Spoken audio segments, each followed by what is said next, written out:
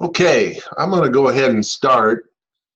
I designated, this is CJ 270 live class, very close to Halloween, which I am assuming why no one is here. So I'm going to go ahead and go through for about 15 minutes about the book review. I sent you the handouts for the list, the rubric, and some helpful tips. I'm going to go through those, and then I more than likely will have a few people sign in for the grant review, which I said in my email would start at 6:20. So I'll go ahead and look at this. First of all, the list itself, and I'll put up a picture of it in a second. The list, I think I've got it here. Let me go ahead and share it.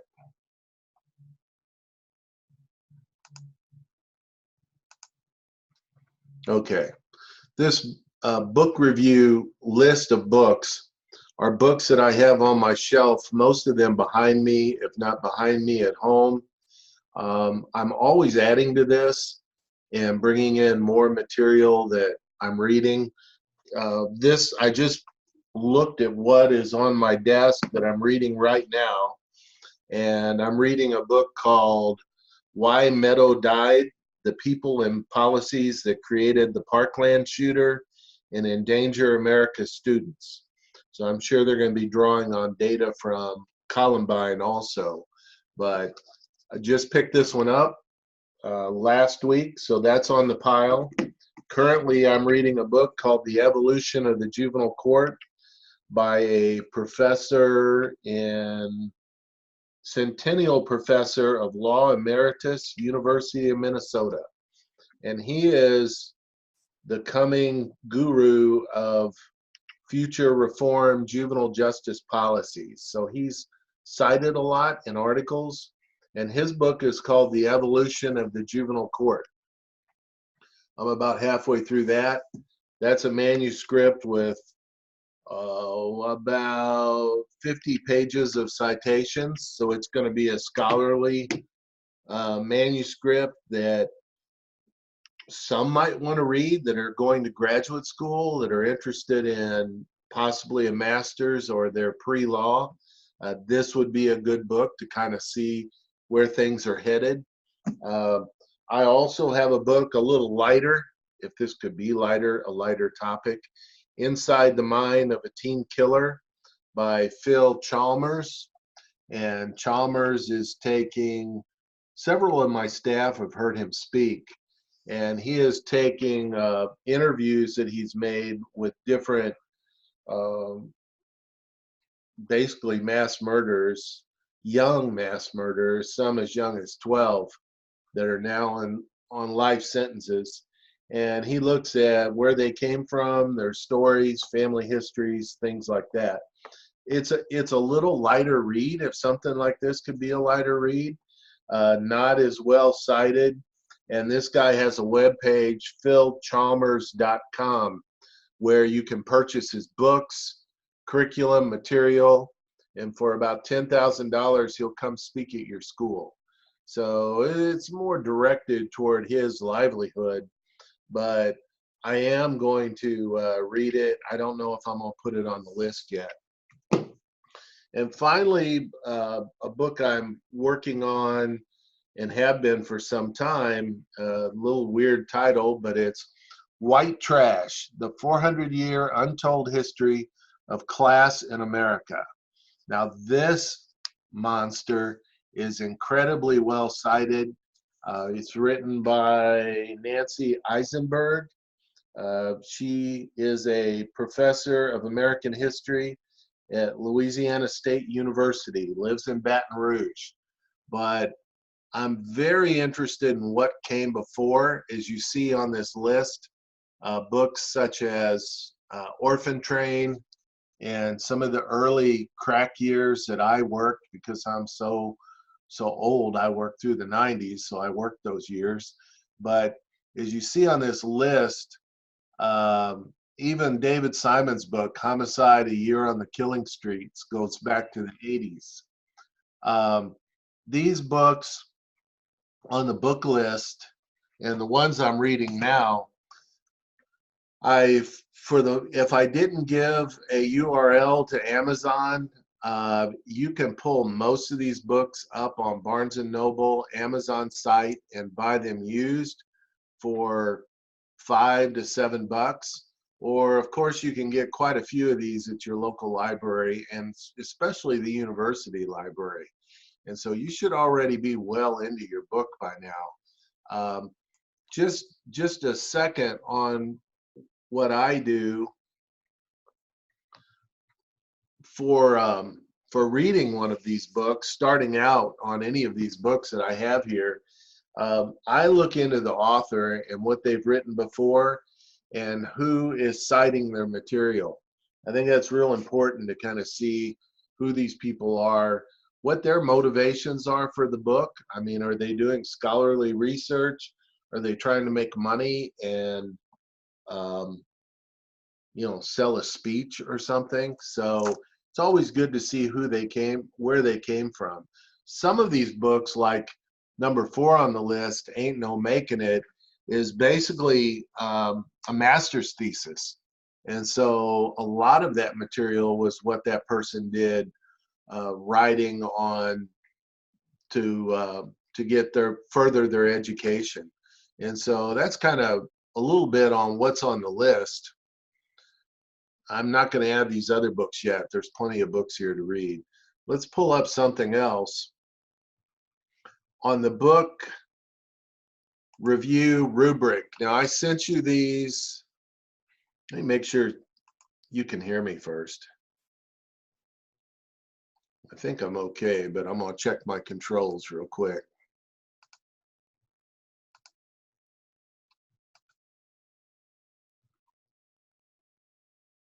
Okay. As you come on, you're muted, and you can unmute it if you want to ask questions. I have settings set up like that.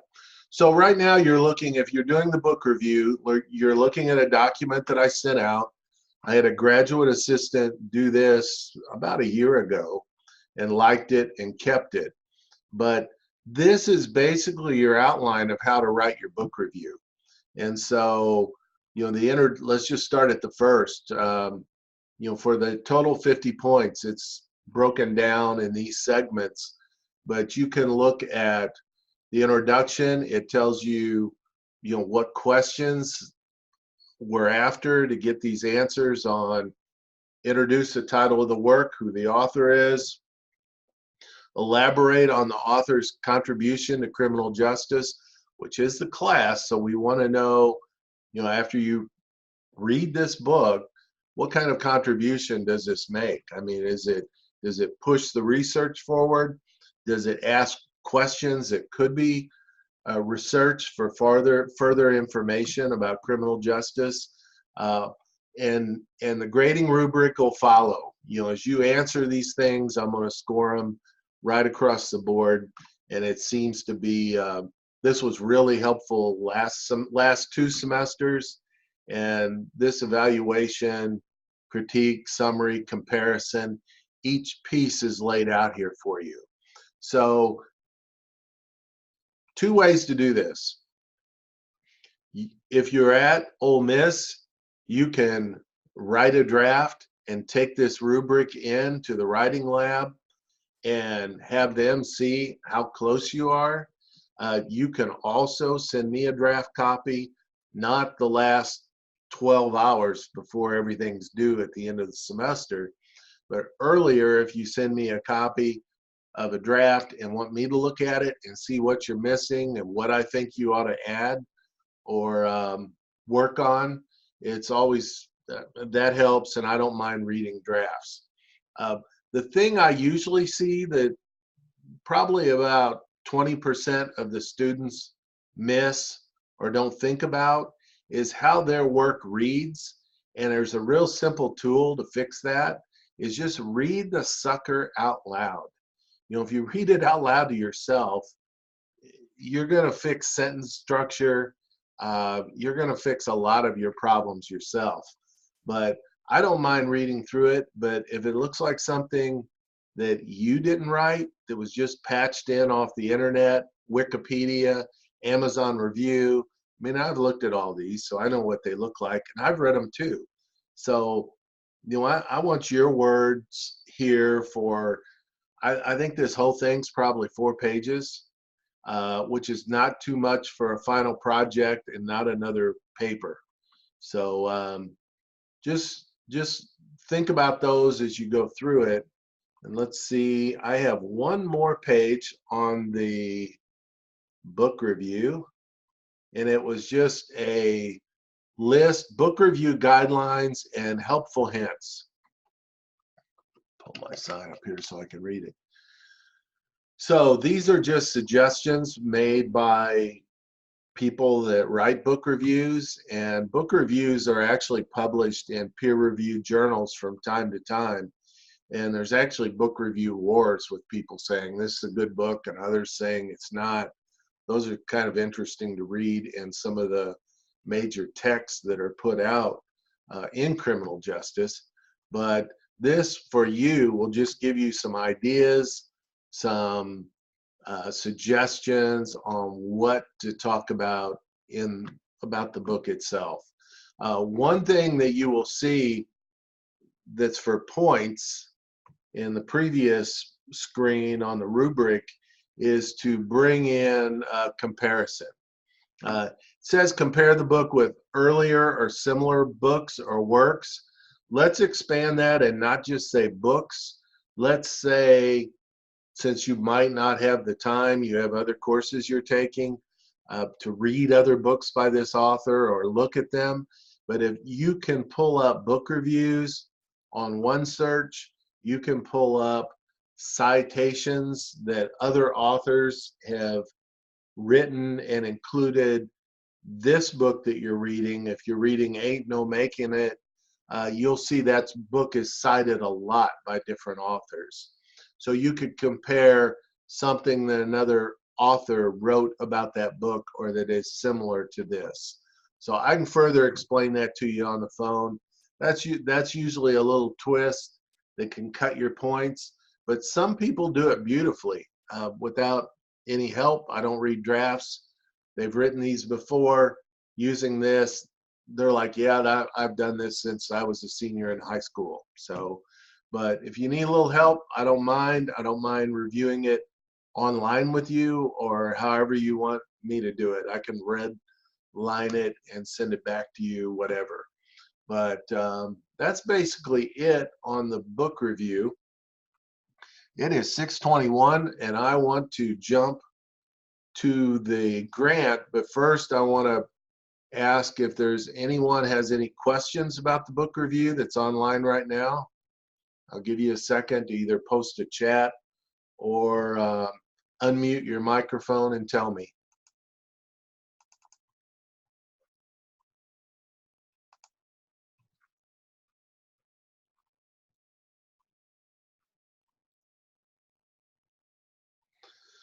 Okay, let's go ahead and move to the grant project.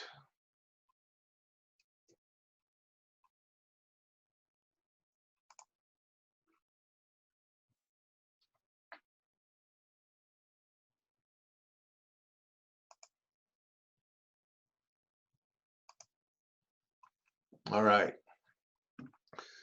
I attached this page today, this handout. I'll put it in next week's module, probably, or lesson.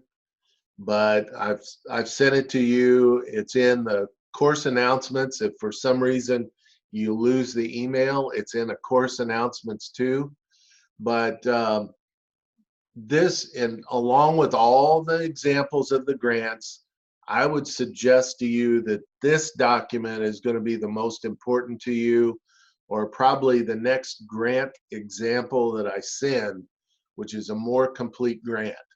Now, this grant project, I want you first, you've read a bunch of pages, you've looked at it, you've gotten all confused about it.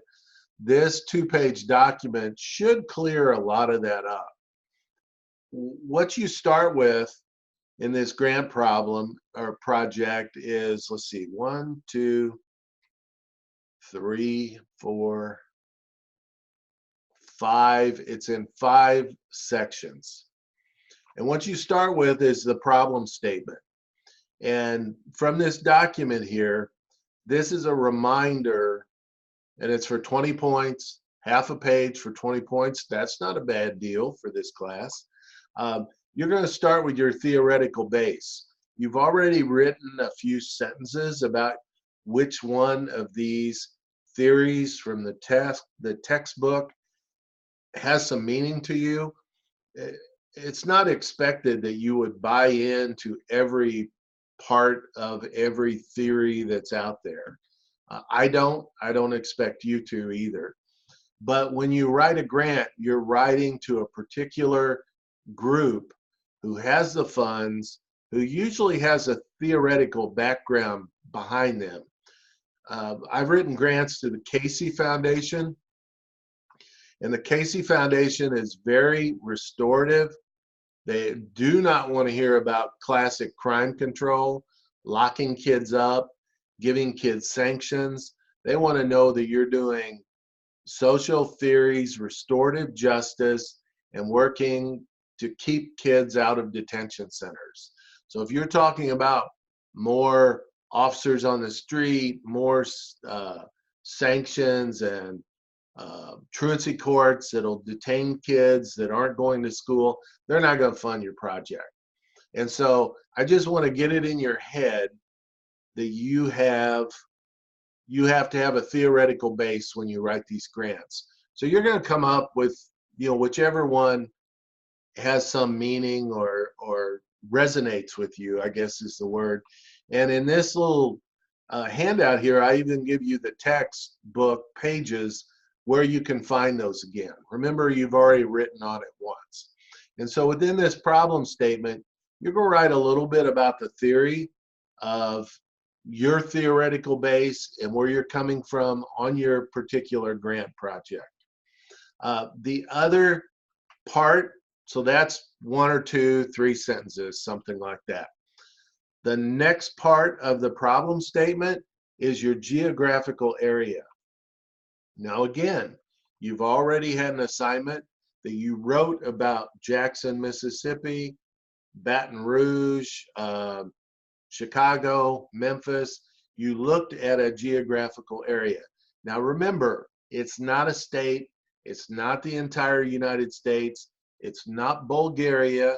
You're writing about a small geographical area that could be impacted by a $50,000 grant. Not a $5,000 grant, not a $500,000 grant, $50,000. It's really important that you keep that in the back of your mind when these requests for proposals come out for me to write grants, and they say, this is a $10,000 grant. They don't want you to write for $100,000. The grant people, the grant proposal people that review these things have this number in their mind. They know what those budgets should look like. They know how many people you can serve, and they will throw it in the can if it's under the amount or over the amount. I've done it myself. I've been on those review committees, and if people don't follow the instructions, they're pitched. And so again, I'm trying to get across to you just some of the bare facts on grant writing. Once you get them in your head, they don't hurt. I mean, it's pretty easy, and it fits every grant. I've written them for 35 years, probably 5 a year for 35 years that I've actually gotten money for. And each one of these, they've all looked the same. It's very repetitive. So your geographical area, you've already done that assignment. You might have to beef it up a little bit, because if you're talking about a mentor program at a school district, and in your geographical area, you talked about the crimes, the population, the income base, all of that. That's great to put in the problem statement. But if you are writing a grant for, either crime control, delinquency prevention, tutoring or mentoring, put a couple facts in there that have to do with what you're asking money for. So your problem statement, I want to make sure it matches your project that you're writing. So your geographical area, so it's theory and geographical area in your problem statement.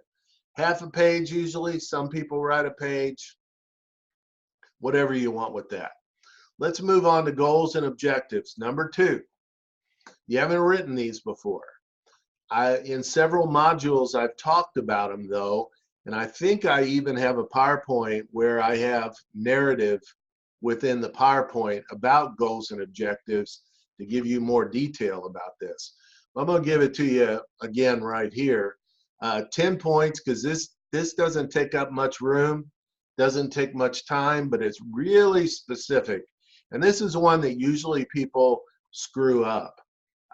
If you think about it like this, a goal is very broad.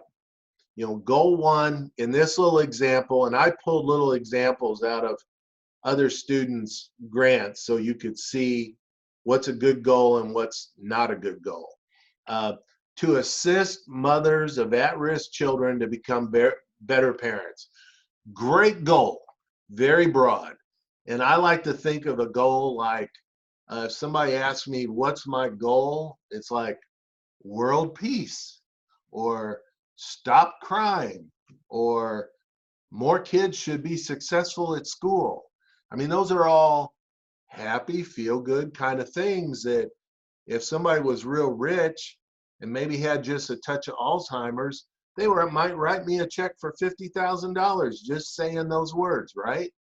Because a goal is very broad, very happy, and sounds like world peace. To assist mothers of at-risk children to become better parents. So that's a good goal. You need probably 2 goals in this little grant. Some people do 3. 2's enough.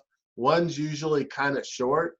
But let's say this one appears to be like a grant to provide education for young mothers with at-risk children, like that is where I pulled this example out of. So their second goal was to help mothers of at-risk children to obtain adequate careers and better housing. Now, you could have just taken one of those, but I don't count off by being broad like that. That's fine. That broadness is good. Again, it's a big goal with a lot of flowers around it and happy music. Okay, there's your goals. Now, here's the hard part. Here's what everybody misses their 5 to 6, 7 points, however mean I'm grading this. But objectives go under the goal. So if you write, goal 1, goal 2, and then somewhere down below you're writing a bunch of objectives, you'll get yourself confused.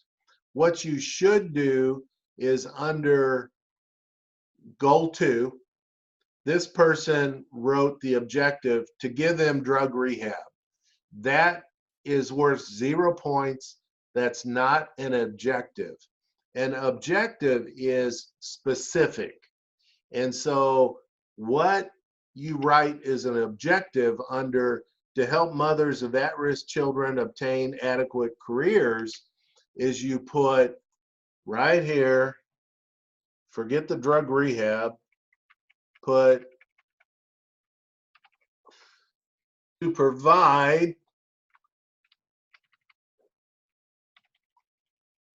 $75 clients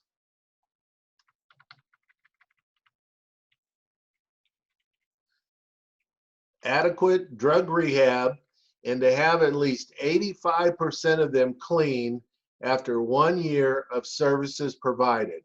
Now that is measurable. That's a wonderful objective.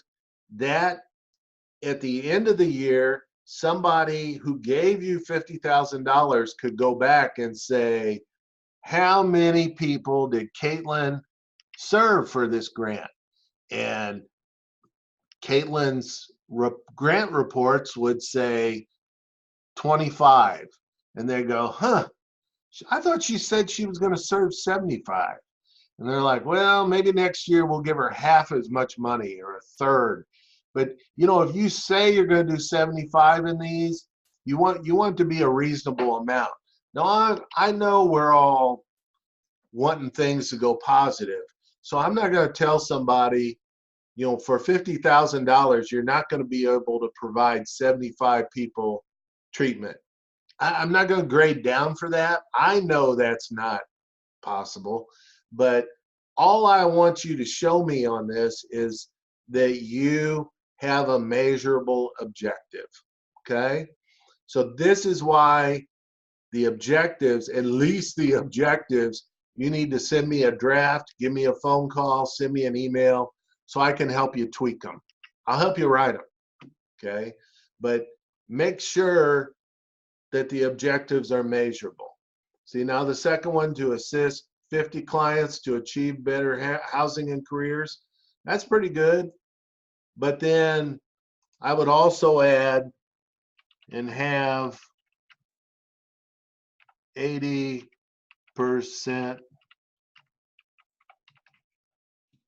success rate. Okay? Again, I'm after measurability. And so is anyone that gives you grant money. All right? That's your short lesson on goals and objectives. Again, if you look back in the last modules, you'll see a PowerPoint and some other lecture type material from me on that PowerPoint. If you run it as a slideshow, the voice comes up and you can hear, but this should help you. And again, call, email, if you have any questions, send me a draft. But that's it for goals and objectives. 10 points, half a page, goal 1, goal 2, good. All right, let's move on to methodology. This is, to me, is the fun point on these grants. And you know, I don't know what you're writing about yet. You need to make some phone calls this week and next to tell me what your project might be, what you're thinking of. I never say, no, that's stupid, don't do that. I actually had a kid one time say, it's like, well, what do you like to do? That's when I made these mandatory and you had to write a grant. You couldn't do a book review. And he goes, I like to play poker. It's like, okay, let's have an after-school poker program where when the kids finish their homework, you have tutors there. When they finish their homework, you have snacks, pizzas, and you teach them how to play poker. That's the fun piece that drags them in. They get to eat, they get to play, learn a game, but you're also doing lessons, homework, and maybe even talking about math skills, frequency, you know, rates of success on certain hands. I mean, all of that takes reading and math, right? So it can't hurt a kid. So we actually wrote a after-school poker grant. So this methodology and program details, 20 points. This is the story. This is the meat of your grant project. You have an idea and you start filling in the gaps. You start thinking, all right, this guy's written me, or Oprah has written me a $50,000 check, and I have to spend it between January 1 and December 31st. How am I going to do that? Oh, Lord, I have $50,000 to spend. Or Oprah is going to diss me on TV.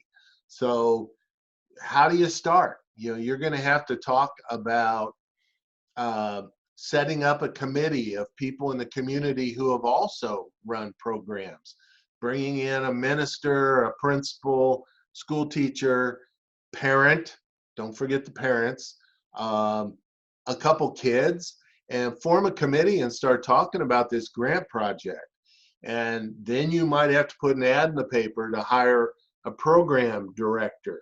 You're going to have to go out and talk at churches, schools, Facebook, on social media to get volunteers to help with the project, because 50,000 doesn't pay a lot of people. So you have to bring in other people. Once you get it organized, what's your first day going to be like? How are the kids going to get there? How are they going to get home? That's always our problem.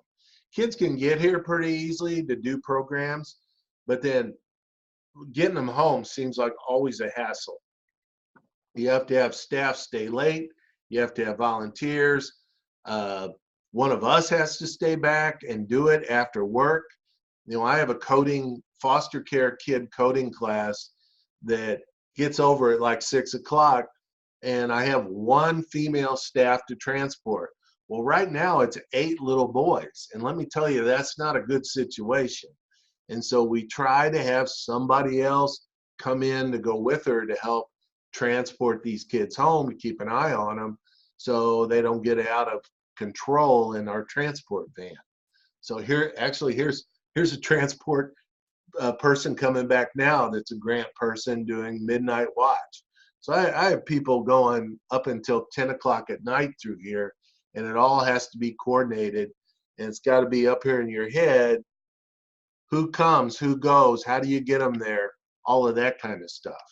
So that is the story. That's the methodology and program details. There's 2 ways to do this. One, you can do the methodology and then do the budget, or you can think you know what you're going to have in a budget, things you're going to spend it on, and lay out a budget, and then look at that budget and write your methodology and program details. I've always found that to be hard because I always forget stuff. You know, I'll forget the money for the rent for the facility. I'll forget the bus. I'll forget the food or snacks. You know, I like to write the story out of my head from past programs, or for you working at a Sunday school after school program, call somebody that's worked one of these, or your own parents or whoever, and say, how in the world would I run this if somebody wrote me $50,000? So that's one way to do methodology. Here's the budget. You can usually take 1 page, and again, I've sent you this handout so you can take this example and lay it out over the top of this example as your grant. These are the divisions for a grant budget: contracts and services, supplies, equipment. Now there could be other categories, but I cut it down and made it real simple for you.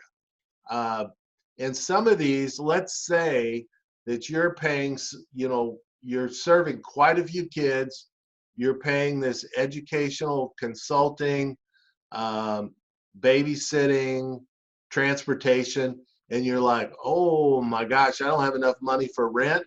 All of these categories don't have to be in your budget. You can write in your narrative that you are doing this at a church or at a Salvation Army gym, at an after-school program at school. They're donating the space for you. So you can write it like that. You don't have to have each one of these categories. I just put this in here to show you suggestions and examples. Supplies eats up a lot of money in a $50,000 grant. I have manuals for our moral reconnection therapy class that cost $20 a piece. We have probably 25 kids every 10 weeks go through that program. And so we eat up a lot of money on manuals, equipment, curriculum expenses. So, you know, here I just put 50 manuals, training materials at $6 per manual, $6 per client. You could put $60 per client. Again, my job is not to look at what you write here and say, oh, no, I'm going to knock off points because there's no way that a manual is going to cost $6. I know they cost $20. I'm not that anal. I'm not going to pick you apart on your budget, but I want your budget to fit your methodology or your story. So in your story, if you talk about all these kids at this basketball, after school basketball program you're running or tutoring program, and then I look at your budget and it's like, huh, how are all those kids going to get home? How are they going to get there to that place? Who's paying for that place? And you haven't put that in the budget, well, that'll be a problem. Okay. That'll knock you down some points.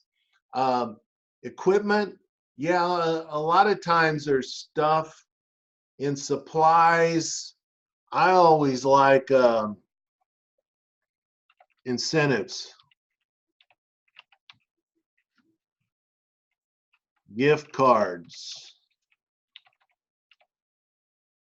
movie passes, things like that. Those things, after kids finish a program with you and they've been really, things have gone really great that day, and you pass out those passes for a Chick-fil-A sandwich or a movie pass or a bowling coupon, oh my gosh, they're going to come back next week ready to rock. So that's a good one to put under supplies. Equipment, depending on how much money you have left, you know, laptops, phone cards, you know, anything kind of big that you need can fit in there. Under contracts, just to eat up some money on a grant of 50,000, you could say part-time administrator,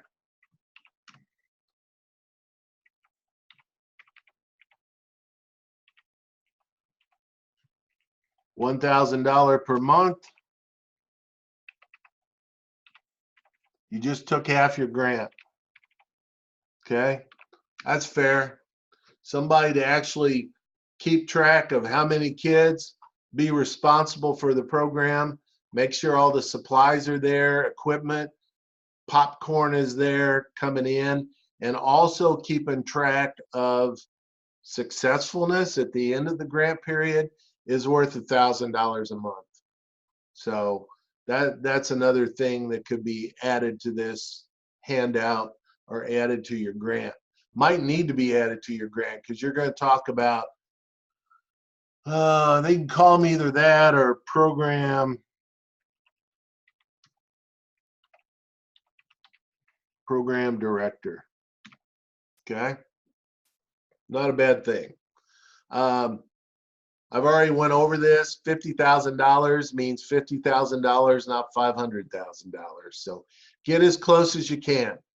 If you're within $1,000, I'm cool. I'm not worried about getting right on the money. But every semester I have somebody write one.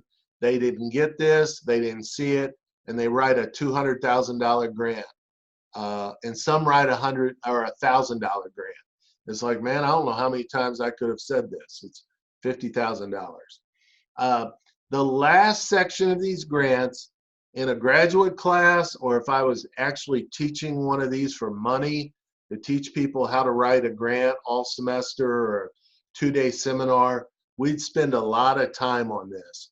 But just remember that the goals and objectives are tied to the evaluation piece. I'm going to give you this.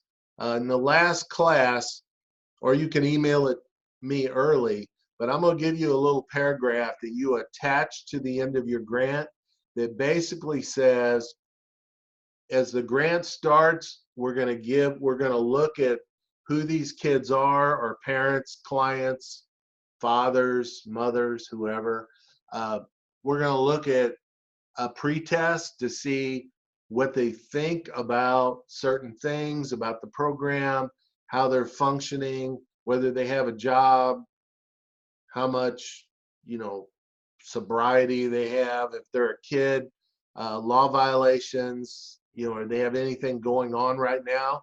And then at the end of the program, you have a post test, or you look at the statistics again after a year is up, and you should be able to use that as an evaluation to say, hey, this really worked. Give me another $50,000. Or, hey, this really worked. Now I want to do it in 3 counties. So give me $150,000 for these 3 counties. So that's what evaluation is all about, is just to show or prove that your grant actually did some good.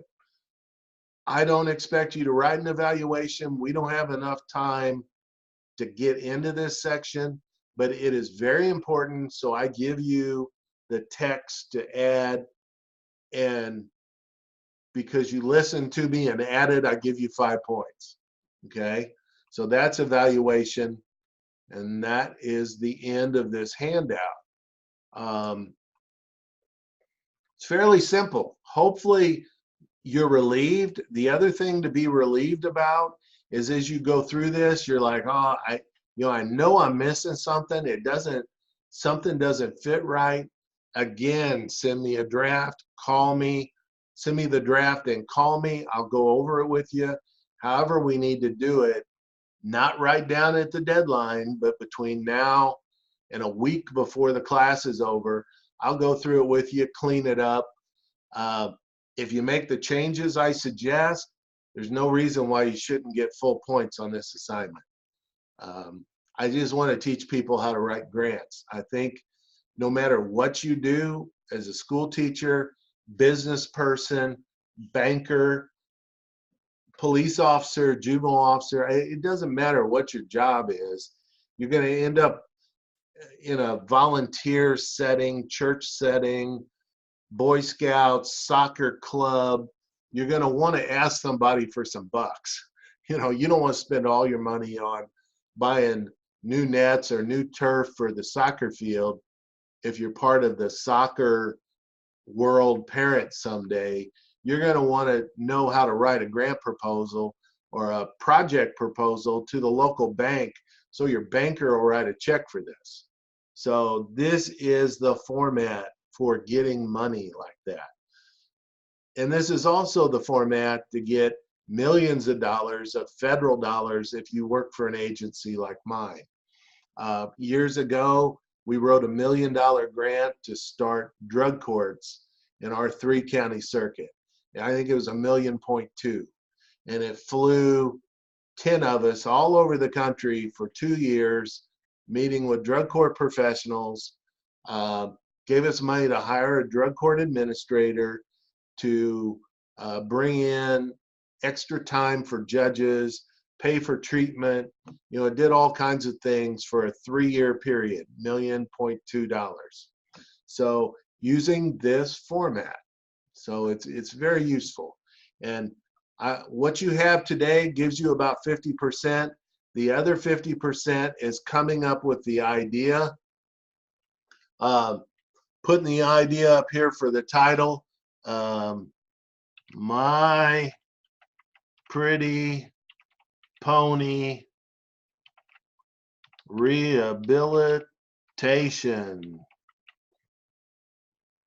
Ranch. Okay, whatever you want to call it, just stick a title on it. Okay, I don't know if it's in this class or one of the previous ones. I know we have one in our area. We have a therapeutic horse barn, and I forget what it's called, like Green Acres or something. I don't know how to spell therapeutic. But all these kids come in.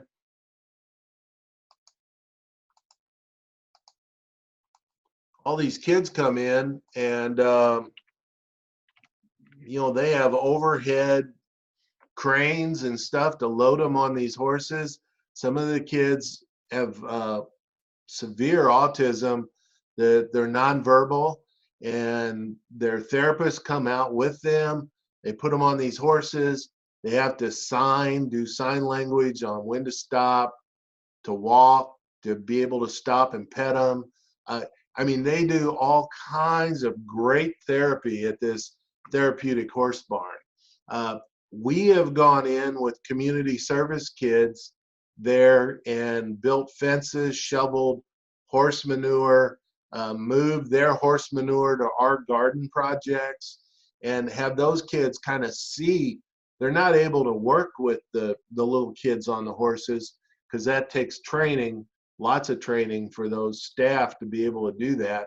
But they're able to walk alongside the staff that is doing that with the kids, and it builds empathy like you wouldn't believe. You know, the kids come back and say, well, maybe I want to work with clients like that, or man, those little kids were really getting into that. I think I'd like to be part of something like that. So it opens the door to be able to talk to them about what degrees you need to be able to do that kind of work. So, you know, just come up with a title for your grant project, and that's kind of the end. I mean, that's about all I've got with this.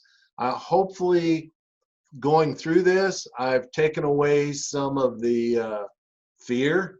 There's really no fear with this. You really just strike off and write a grant. I had to do it at one time, probably about your age. Had to write my first grant, so it's not hard to do. I've given you the format, sent you all these handouts. I'm going to stop share right there. Are there any questions? I think I had 2 or 3 sign on and then sign off, so I guess they're going to depend on the recording. But I think that's all I have for tonight. Thank you, and I will post the recording in just a couple minutes, and we'll call it a night.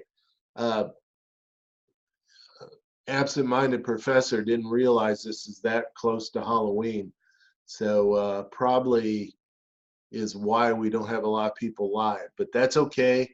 I went through both projects. If you have any questions, send me an email. I'm going to end the recording.